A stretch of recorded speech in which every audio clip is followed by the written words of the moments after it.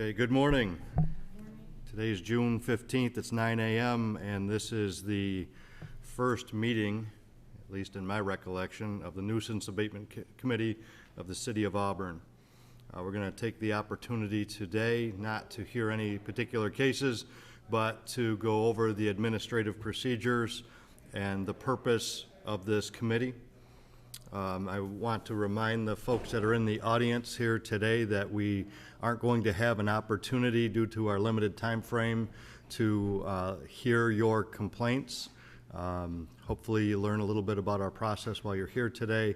And as I mentioned to most of you that were sitting there, when we adjourn this meeting at approximately 10 a.m. due to another meeting being held in this chambers, the chiefs and I are available and we can have some brief interaction with you in the hallway to give you further guidance or listen to your concerns. And again, I imagine we're probably familiar with most of the locations we're talking about here, but at any rate, we'll give you that opportunity after the meeting.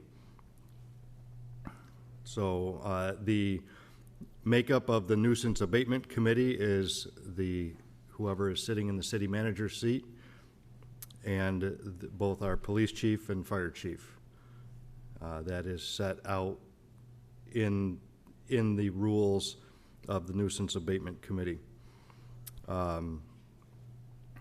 Being our first meeting, we don't have any minutes to approve or particular issues to discuss, but what we do have is a little bit of a change. We had contemplated doing these meetings on a regular basis on the third Tuesdays. Chiefs, if you are okay with it because of the other standing meeting that happens on Tuesday mornings, if we could shift that. And I'll ask Assistant Corp Counsel also Wednesday mornings, third Wednesday at 9 a.m. That should work. Does that work? So that we can communicate that? That's agreeable. Okay. We'll make that change for the future. We'll advertise that appropriately. So straight and away, we'd like to get into, for the public's knowledge and for staff's knowledge, exactly where this committee gets its authority, the types of issues that we will be hearing, and the types of actions we could potentially take. Again, this is typically for significant issues. It's not going to be a board or committee that hears relatively minor neighbor complaints just related to the inability to get along with a neighbor. These are going to be more serious issues. But with that said, we'll get the official rundown on the authority of this committee from Mr. Garland, our Assistant Corporation Counsel, who's been working on this.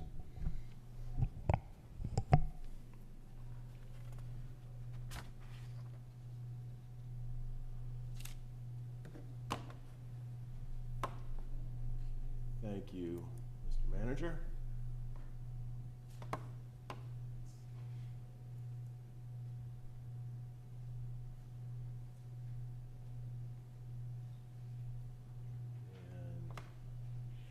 And it looks like I'm going to need some technical assistance at 30 seconds into this.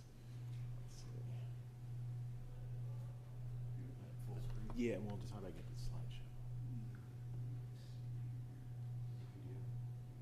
It's a power. You know, I can scroll through here.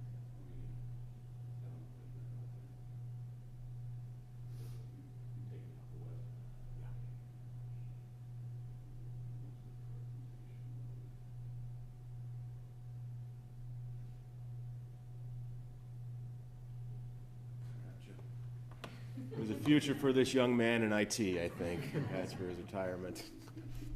Thank you, Chief. You got it. So, thank you, Mr. Manager. Just make sure that we're good.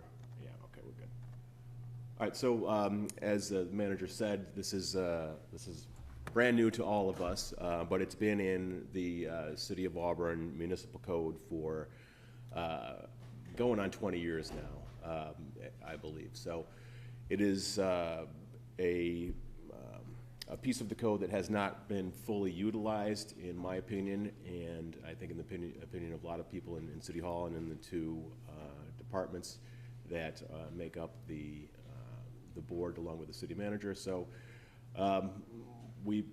it's out there, it's a tool, and the way I look at it is it's another tool to fight blight in and behavior that we don't want in our neighborhoods. So the best way to start, I think, discussing what this is to talk about what it's not. The uniform code, the building and fire code, does allow code enforcement officers to declare structures a nuisance based on certain structural issues. As you can see here, this particular house had some slight foundational issues, and based on that, the Code Enforcement Office declared it a nuisance. That's a term of art within the building code, and that's not exactly what we're trying to do here. It's also not an attractive nuisance, so this is relatively unattractive nuisance, but the concept of attractive nuisance is there is something on your property that is so alluring to a certain group of people, namely children and for the most part, that you must, as a property owner, take measures to stop that group of people from coming onto your property and putting themselves in danger. So it's not exactly that either. And it's not the two arms of the criminal justice system, the people and the police working to prosecute crimes. Although there is a certain and significant interaction with the police department, it is not a criminal action or criminal proceeding. So it's the nuisance board. The concept of nuisance comes over from the law of torts. Essentially, you have a duty that's incumbent upon you, along with all your property rights, to use your property in a way that doesn't harm others. So the elements for nuisance in the law of torts: unreasonableness on the part of the defendant, continuance of acts constituting the nuisance. So it has to be, out there. It has to continue for a good period of time. There has to be a causal connection between what the defendant is doing and the nuisance complained of, and there has to be an injury. Now, this exists in the law of torts, as I said, but it's between two individuals. It's between a defendant and a plaintiff. When Stacy and I were in law school, it's basically one of the first things that they teach you is the law of nuisance, because it's fairly straightforward. Is that you can harm other people by using your property in a way that is not illegal, and so that highlights the extra duty that comes with property ownership. But again, it's between two individuals. Now, public nuisance is that concept, but ported onto what in the public sphere. So this is a rather long and legalese description, but I found it helpful. A public nuisance is that which obstructs the public in the exercise of rights common to all. A public nuisance abatable by the sovereign, so fixable by the government, need not involve injury to the plaintiff's right in land. Rather, it is created where the public rights or privileges common to every person in the community are interrupted or interfered with. And it may offend the public morals, interfere with the use of a public place, or endanger property, health, safety, or comfort. And my guess is many people in the audience here, and I know the staff members and committee members are familiar with that last little bit, that there are existences of that in the city that we know of. And I think in a future committee meeting, we'll update the committee on our efforts in litigating against one particular public nuisance that fits that description.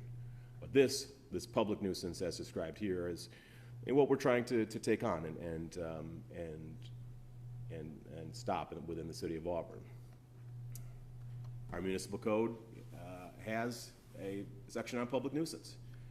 Any building, structure, lot, site, or separately identifiable portion thereof where activities which create an unreasonable interference with a person's lawful use and enjoyment of their own property due to excessive noise and general disturbance of the peace.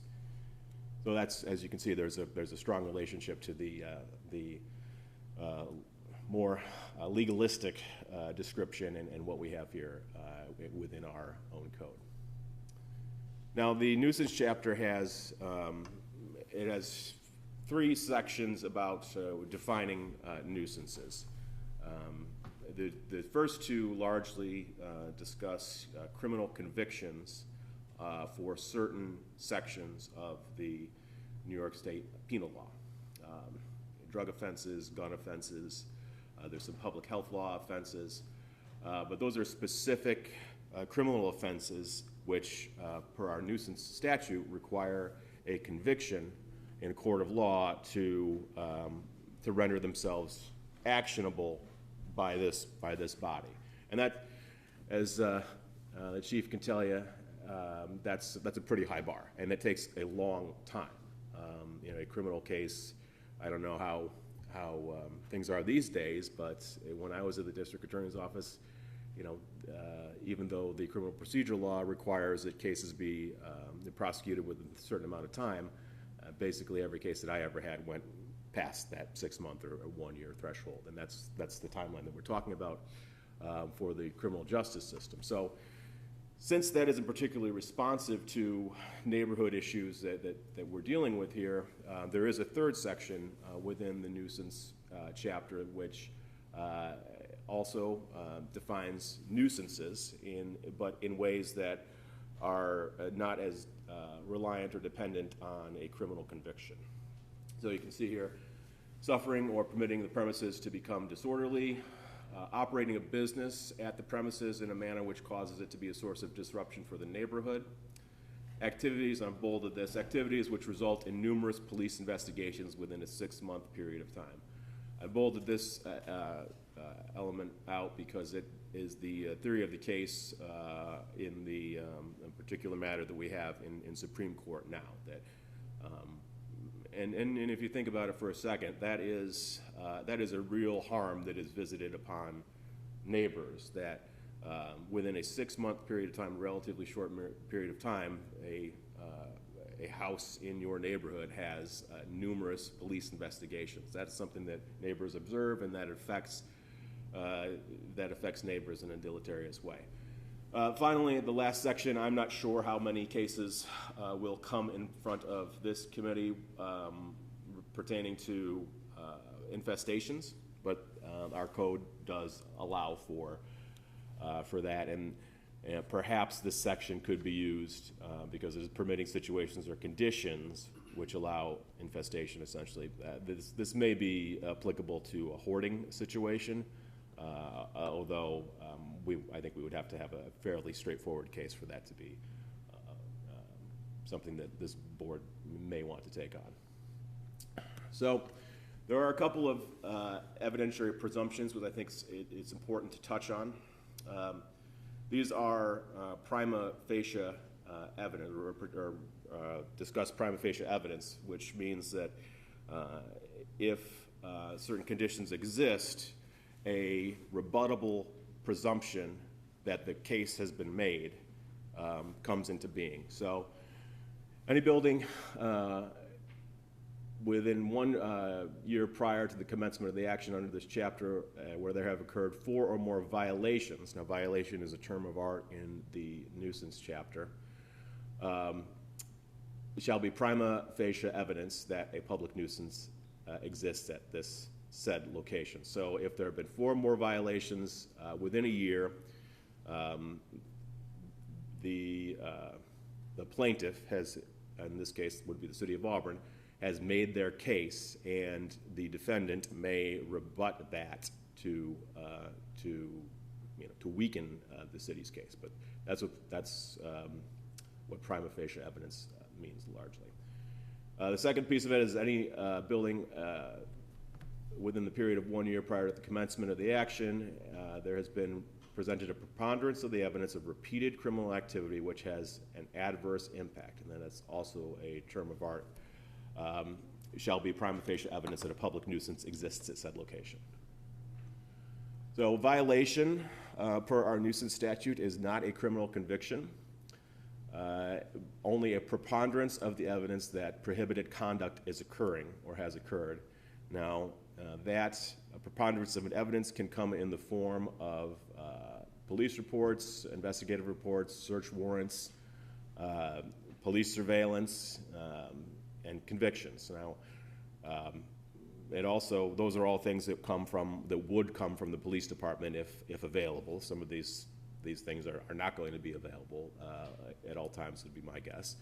But there are also things that would constitute a violation, evidence of a violation, that can come from neighbors, like the increased volume of traffic associated with the property, or finding controlled substances on or near the property. Bags used to package drugs would be, initially the first thing that comes to mind, I think, would fit that description.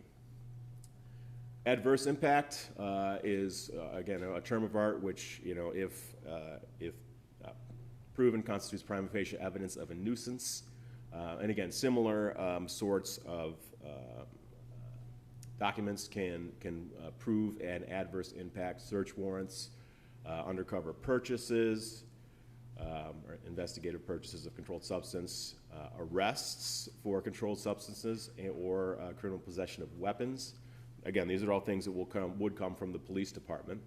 But in my opinion, loitering for the purpose of engaging in legal activity and increased volume of traffic associated with the property, complaints to law enforcement, these are all things which can come from neighbors. And we have a complaint form that we'll talk about later in the meeting that I think will be a good way to streamline that. So, the Nuisance Abatement Committee. This is the first or second section of our nuisance code. So it was thought of very highly in the drafting of the code. It imposes appropriate sanctions and proportional penalties as may serve to eliminate public nuisances, and can be exercised either in conjunction with or apart from powers contained in other laws. So, in my mind, this means the police department and policing and enforcing the penal law, without prejudice or use of procedures and remedies available under such laws. And that it's thought of as an additional and appropriate method of law enforcement in response to the proliferation of public nuisances within the city of Auburn.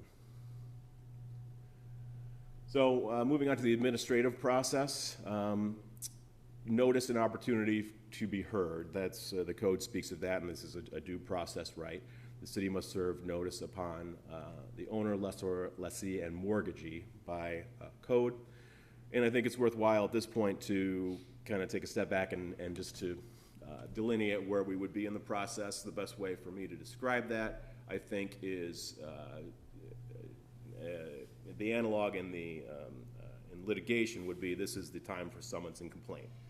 That the city would have basically built a case, and in our opinion, the Corporation Counsel's office, that case would be strong enough that it would survive an Article 78 proceeding in Supreme Court if the defendant chose to challenge. So we want everything buttoned up at this point. We want to give the property owner a lot of material and a lot of things to think about prior to the notice and opportunity to be heard. Basically a punch list of things that need to happen within a period of time. That this committee can make rules, and we'll get to that in a little bit, but I think at the very least a month's time prior to the service of notice and an opportunity to be heard. We would then have the hearing after basically the papers have been delivered, served on these individuals here. So the hearing, the city nuisance chapter is silent on the details and the particulars of how a hearing may be held, but as I said, this committee can promulgate rules and regulations that carry out the provisions of the nuisance chapter. So that's largely something that I would file under housekeeping, that the due process piece of this is most important, and I'm certain that we'll take some time to make sure that any rules of the hearing will be as fair as possible. So on to remedies. This is after a notice and opportunity to be heard and the actual hearing. This committee is empowered to order certain things take place. So the discontinuance of the activity that's causing a nuisance. This committee can order the closing of the building. So essentially that means after a period of time, a short period of time, the Auburn Police Department would clear the building and secure the building, and the building would be vacant for a period of time.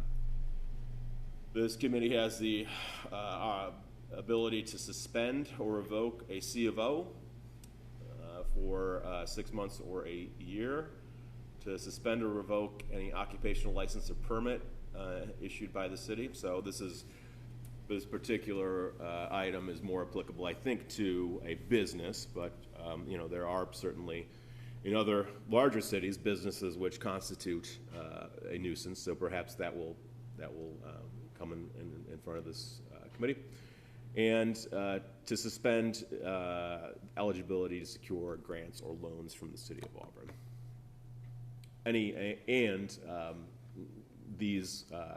Each of these remedies can be applied individually or separately or together. So enforcement. Once the orders of once the committee has a remedy which it thinks is appropriate, the orders are posted on the building and they're mailed to the owner of record 5 days after mail and mail. After posting and mailing, the police department is authorized to act upon the orders. Areas for discussion: how to best foster and streamline input from the community. When does a problem property become actionable? I don't know if we're ever going to come up with a number of violations or a period of time, but it's certainly something I think worth thinking about. And should quality of life issues not contemplated in the nuisance chapter be incorporated? So these are code enforcement.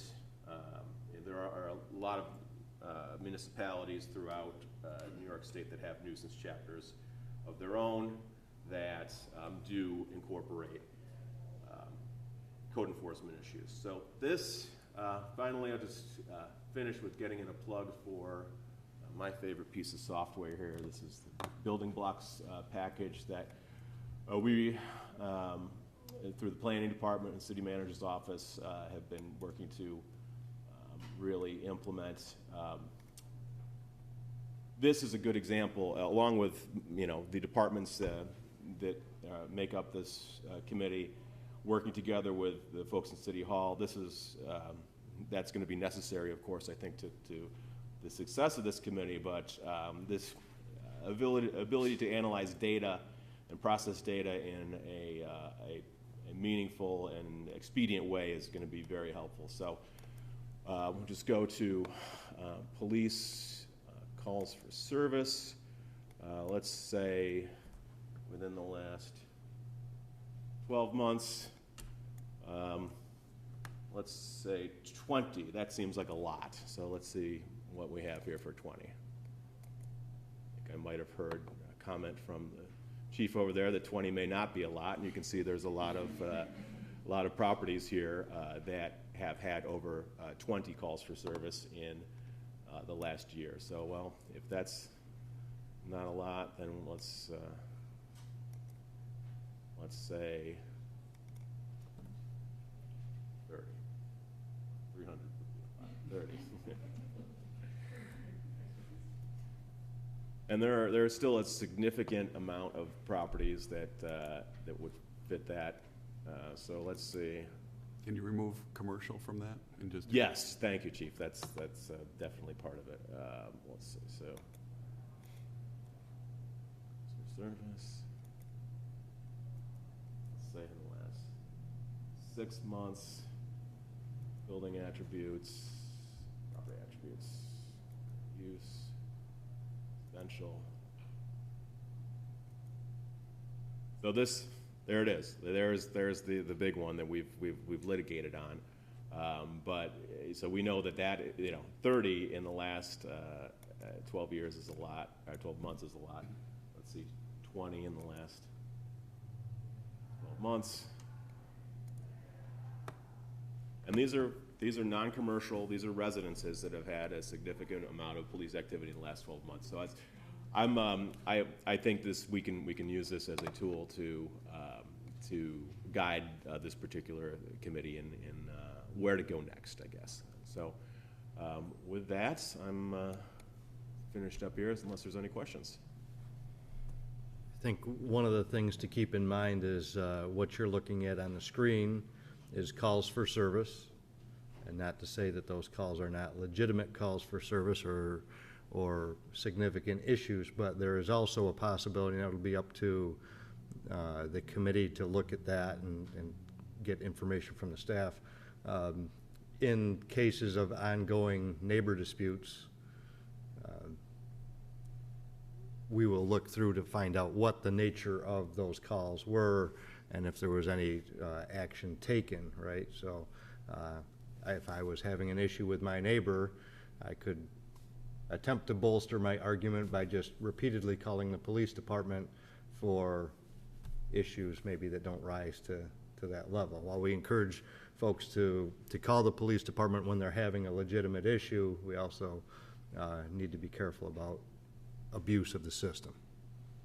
That typically, I would think, happens on a day-to-day basis with the interaction between a responding police officer and the caller when that happens. But something that we definitely need to look at, and I just want to make sure that that's clear for everybody that this committee, again, is not really here to deal with personality discrepancies between two individuals as much as it is real, legitimate problems. Absolutely. Between parties. The remedy that this committee is, the remedies that this committee is empowered to impose are significant enough that, the committee will need to take a deep dive into these calls for service. Absolutely. But I think we certainly are aware, especially our representatives from the police department and even our folks from our code enforcement office, the types of problems that could potentially be addressed through this committee have increased, especially over the last 12 to 18 months. I don't know exactly how COVID plays into that, but certainly it plays a role. And there certainly has been a lot of outreach to our various staff to try to address some of these issues. I've got a question related to, you mentioned notice a few slides back and who would be noticed when there was action being taken. And amongst that list, right, you've got the owner, lessor, lessee, and mortgagee, right? In the end, the only responsible party ends up being the property owner. Yes. Though, right? Sure. So the property owner ends up bearing responsibility for the actions on that property regardless of whether they are the cause of it. Absolutely. They actually, is it feasible or possible that a property owner could bring a complaint against their own property based on the issues they're having with a tenant? In my opinion, that would be possible, and that property owner would need to, in doing so, would avail themselves to the remedies at this committee's disposal, which are significant. And if that person were my client in a private setting, I would not advise them to do that.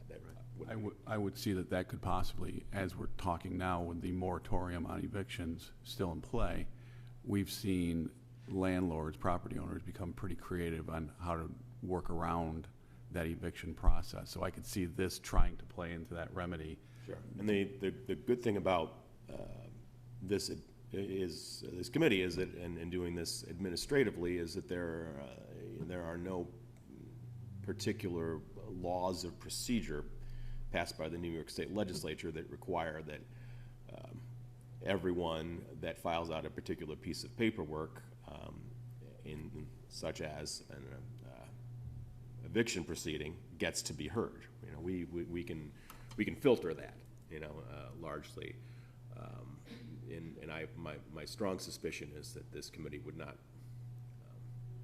be interested in hearing, in carrying the water of, to put it plainly, of a landlord that is not able to evict his tenants, his or her tenants. That's not the. Yeah, I can see people thinking that landlords thinking that that would be something they could try, but that's just really not the appropriate forum for that here.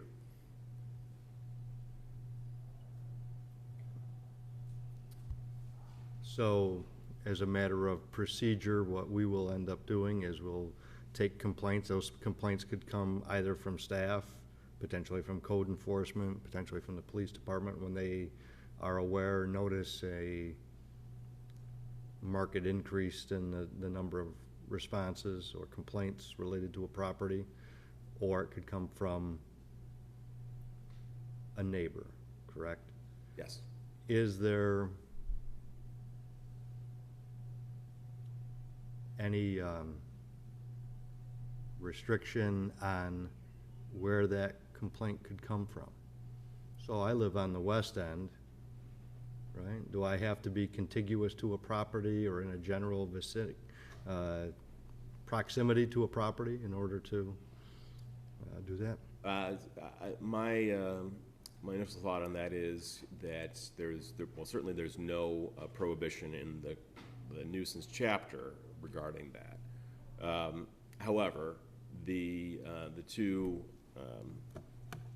prima facie evidence of a nuisance, the violation and the adverse impact, you know, if we're talking, if residents or citizen complaints are going to be what proves an adverse impact or what proves a violation, you know, if you're halfway across town and you notice that there's loitering, that is less of a that's weaker proof than a neighbor that notices that, and that would be my assertion.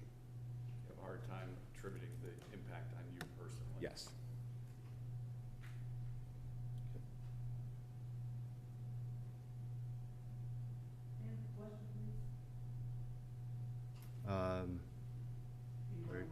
We've got about 20 minutes. I just want to make sure that Mr. Garland's got time to get through the rest of his presentation. I am done. You are done? So. Okay. So we do have a little bit of time. Did we want to go over the complaint form? I'm sorry. Yeah, so we do have a complaint form, so if, I don't know how long that'll take for you to go through that. Are you able to bring that up or no? Let's see.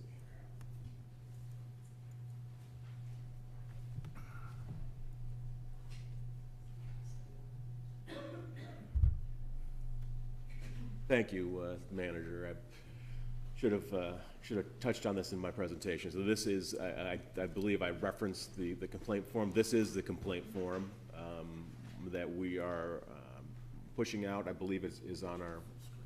I believe it's on our website now, and it was drafted with the.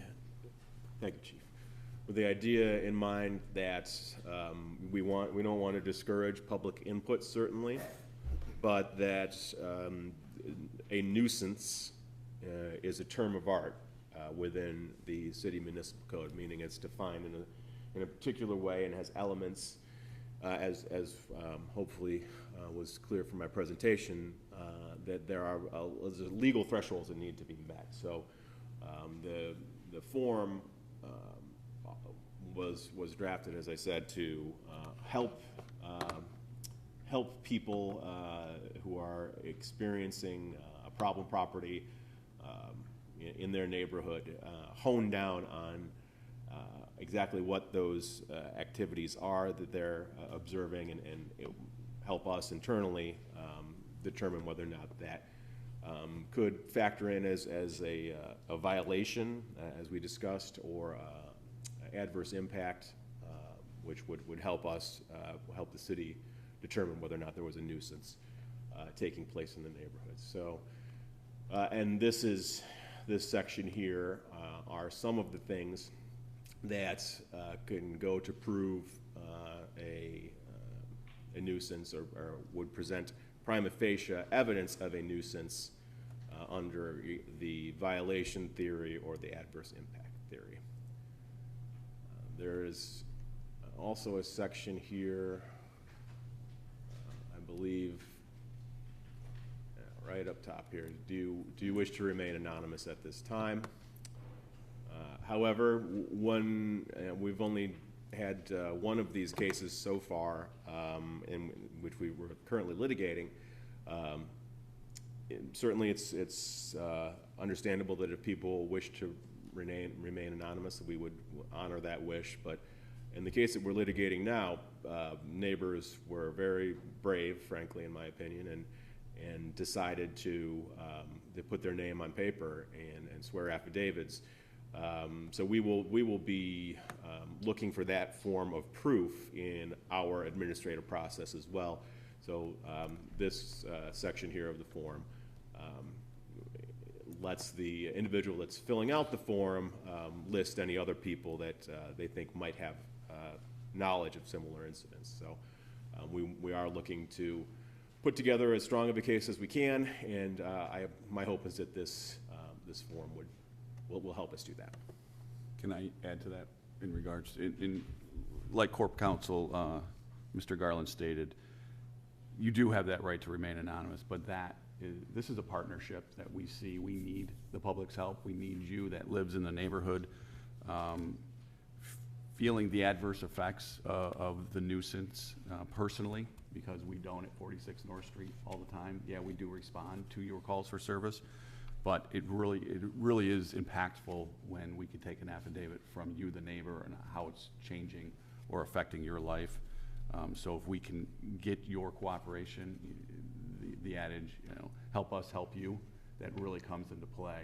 And I understand, we understand the fear of putting your name, your pen to paper, because you feel that there might be retribution if somebody knows that you made a complaint against them, especially a problem neighbor. We absolutely understand that, but if you do find it, in your efforts to, assist us with giving that affidavit, it's really going to be that much more impactful going forward as we hear these cases. Thank you.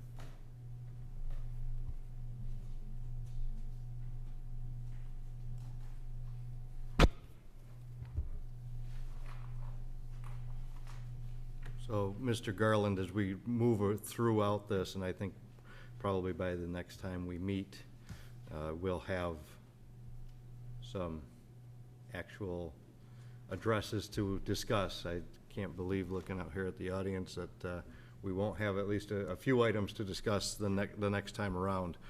But as a matter of how we tackle those things, once we receive in complaint forms, various staff will investigate the number and types of calls for service, the conditions of the property,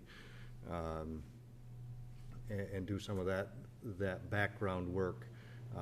Prior to the actual meeting, we may have some indication whether or not the complaint rises to a level where the committee will act on it,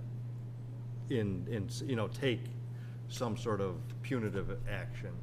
But along the way, it seems like it would be reasonable if we receive a complaint that will start a communication with the property owner. It doesn't seem that it's necessarily required, but that would be just a course of action for us. Again, Mr. Manager, this committee is empowered to make rules to fully enforce the nuisance chapter.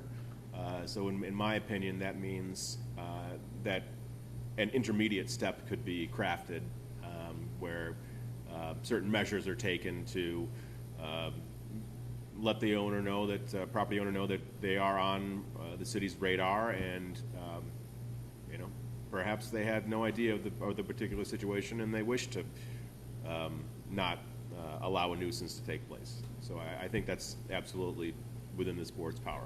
As an example, and something that the manager and I were just discussing at yesterday's department head meeting, we have a certain commercial establishment that has come to our attention. I did run calls for service over a 2-year period, and it is an obscene amount. Would you imagine that letter coming from your office? And I'm just trying to come up with a format, and I think that's a proper way, is to alert them, as you said, maybe the corporation is not aware, and they would be a partner in remedying the situation to that establishment. Do you see a form letter of notice coming from your office? Well, I defer to the Corporation Council, but I will say that in instances like the city's false alarm code, that our office does send letters to corporations saying that you're, there's a section in the municipal code that requires people that have alarms, burglar alarms, to stay on top of them. And sometimes, I learned this actually on the job, that sometimes businesses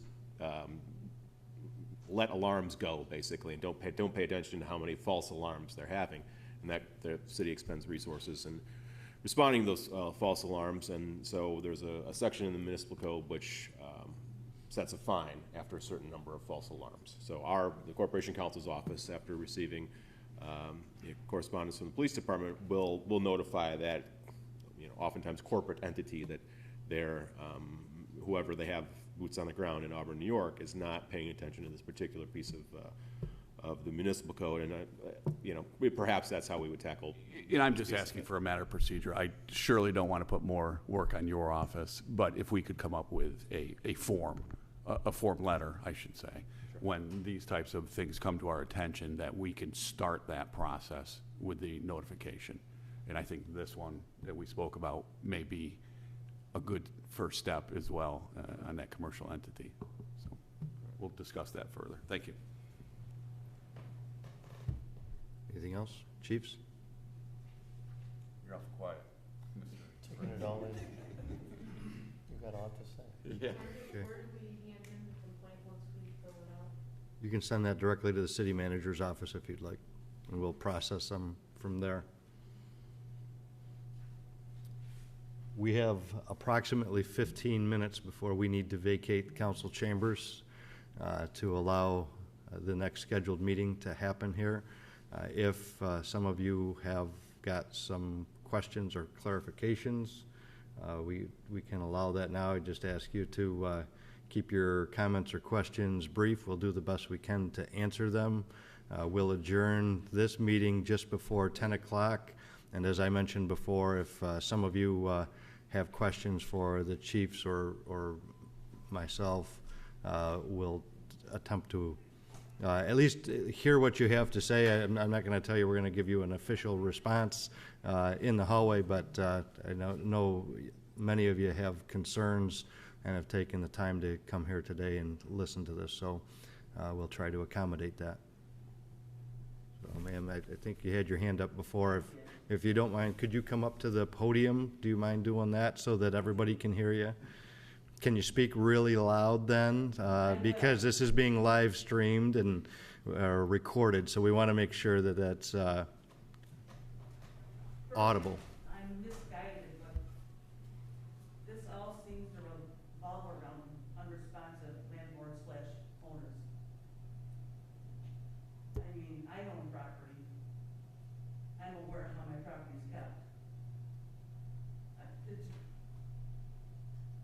like I say, maybe I'm coming from, but I think it's just unresponsive homeowners that are vacant, don't live in the area, and Unfortunately. go by the property every day and look at how it's affecting the neighborhoods.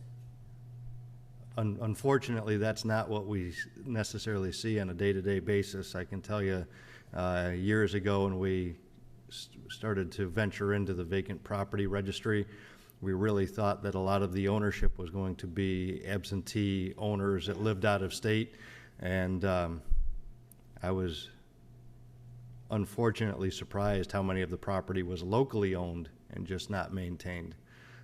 So we have a pretty even mix of absentee landlords and landlords that are very well known to us and we have nearly daily interactions with. I'm sure. Thank you. Yep.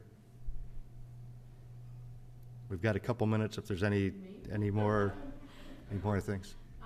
Don't be nervous. My problem is with my neighbors, threatening me, calling me names in my backyard, setting off fireworks next to my property line, throwing food over the fence for my dog. It's a purebred dog. I don't feed her that type of food, threatening to steal my dog. It's just a nightmare. I can't even go in my backyard. I pray for rain every day so I don't have to deal with them. We put up a new privacy fence from our shed to the corner, so if they couldn't see me or my dog in the backyard, it would improve the situation, but it didn't, because it's been 3 weeks. He waters my fence now every day. He, like I said, he does fireworks that just sparks up like a foot from the new fence, and my shed's right there too. And it started a year ago when he was doing fireworks that were landing on our brand new cardboard.